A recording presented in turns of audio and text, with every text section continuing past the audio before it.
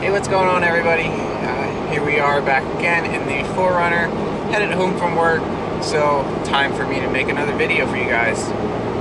So for this video, it took me some thought on how to go about doing this, and what I'm going to do is, anybody that's familiar with the 4Runner model is aware that it's currently in its 5th generation of production.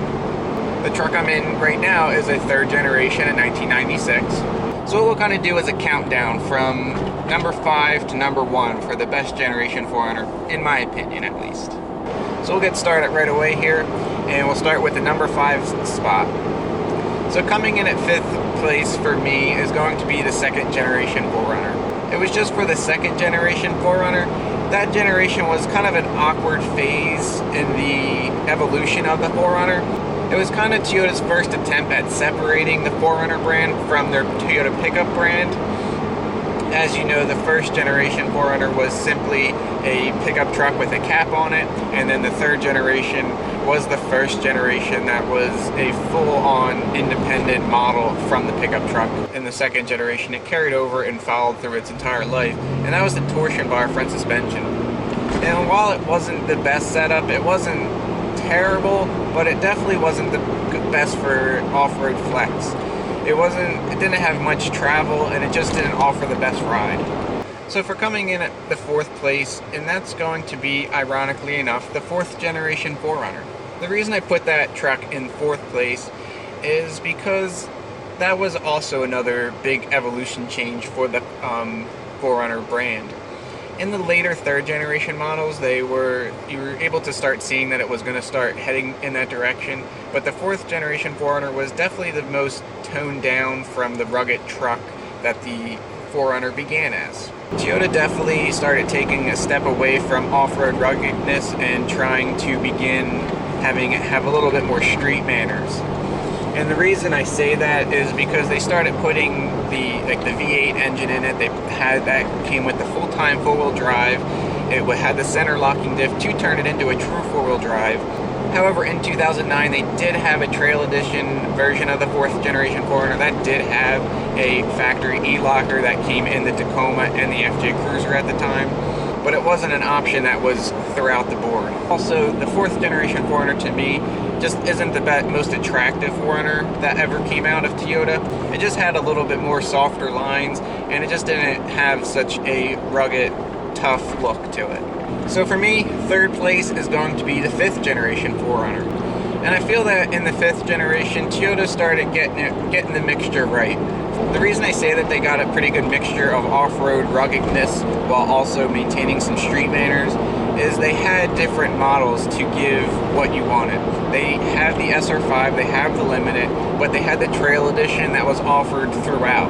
That's the model that you're able to get the factory locking differential and some of the off-road technologies that are currently in trucks today. So some manufacturers like Nissan in the Pathfinder, Ford in the Ford Explorer, they have succumbed to the unibody design, turning it more into a crossover truck than a true SUV. So for number 2, 2nd place, I would place the 1st generation 4Runner in that one. And if this was just a cool contest, that would definitely be number 1. The 1st generation just had so much character, especially the early models, the 1984 and 85, the ones that had the solid axle. They all had the removable top, which was really cool. But especially the solid axle ones, they're definitely probably the most desirable 4Runner for Toyota collectors, just because they were only offered in the 2 years that the 4Runner was ever offered.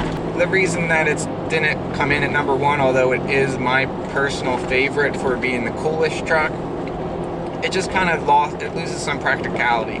It only came with the 4-cylinder, the 22R and RE. Once you start loading it up with even a small trailer, throwing camping gear in the back, it really loaded up the truck really quick and just made it even more underpowered. So the coolness is definitely up on that truck, but the practicality was a little bit lower.